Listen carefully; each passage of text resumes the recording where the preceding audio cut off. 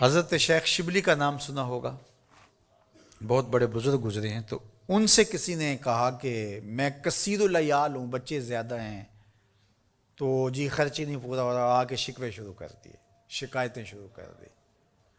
تو جب وہ ساری بات مکمل کر چکا تو حضرت شیخ شبلی نے فرمایا کہ تو واپس گھر چلا جا، جس جس کا رزق اللہ کے ذمہ نہیں ہے اس کو گھر سے نکال دے، تو سوکھا ہو جائے گا۔ اس نے کہا جی یہ کیسے ہو سکتا ہے، سب کا رزق اللہ کے ذمہ کرم ہے۔ تو کہا پھر اتنی بھی پریشانی کی کیا ضرورت ہے، اس کے ذمہ ہے، اب وہ کب کتنا دیتا ہے اس پہ تو راضی رہے، تیری زندگی سوکھی ہو جائے گی۔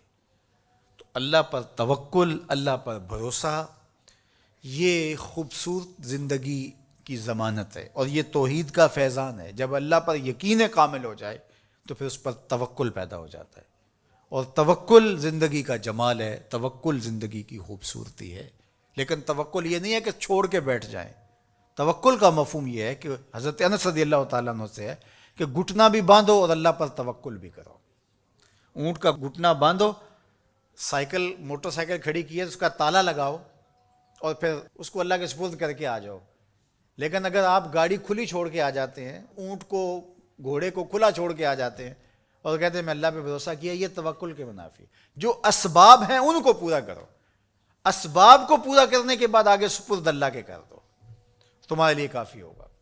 اور حضور کا ایک فرمان سنیے، آقا کریم نے ارشاد فرمایا کہ جو شخص گھر سے نکلتے ہوئے یہ دعا پڑھے، بسم اللہ توکلت علی اللہ ولا حول ولا قوت الا باللہ، مختصر دعا ہے، تو حضور نے ارشاد فرمایا اللہ کی طرف سے اس کو یہ جواب دیا جاتا ہے کہ تجھے ہدایت عطا کر دی گئی اور تیری کفالت کر لی گئی، تیرا اللہ کفیل ہو گیا، اور تجھے ہر شر سے بچا لیا گیا، اور شیطان کو تیرے راستوں سے ہٹا دیا گیا۔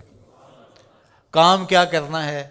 بسم اللہ توکلت علی اللہ ولا حول ولا قوت الا باللہ، یہ گھر سے نکلتے ہوئے پڑھ لیں گے تو انشاءاللہ حضور علیہ الصلوۃ والسلام کا جو فرمان ہے اس کے ہم مصداق بن جائیں گے، اور اللہ کی رحمتوں کے حصار میں آ جائیں گے، شیطانوں سے بچ بچ کے چلیں گے۔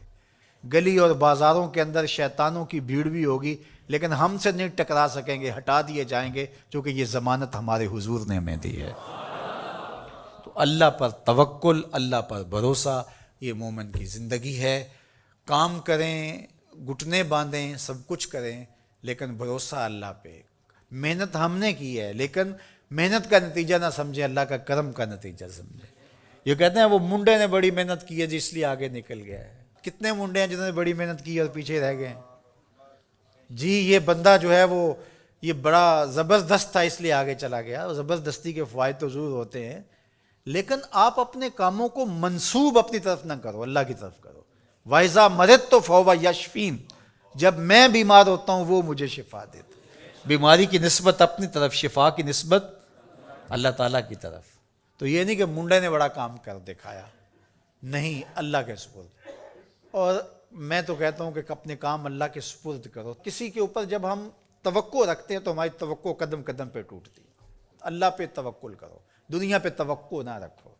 ٹھیک ہے اسباب بہم پہنچاؤ، کوشش کرو، لیکن نتیجہ سب کچھ اللہ کے سپرد رکھو، انشاءاللہ خیر ہوگی، بہتر ہوگی۔ پھر مایوسی بھی نہیں ہوگی۔ جب توقع ہی لوگوں پر نہیں ہوگی تو توقع ٹوٹے گی نہیں، توقع ہوگی نہیں تو ٹوٹے گی کیسے؟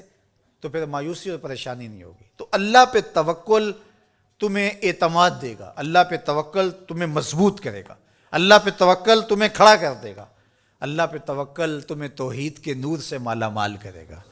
اللہ پہ توکل اللہ کی محبت کا ذریعہ ہے، اللہ پہ توکل خشیت الہی کی نہضت کا سبب ہے، اللہ پہ توکل باطن کی روشنی کا سبب اور ذریعہ ہے۔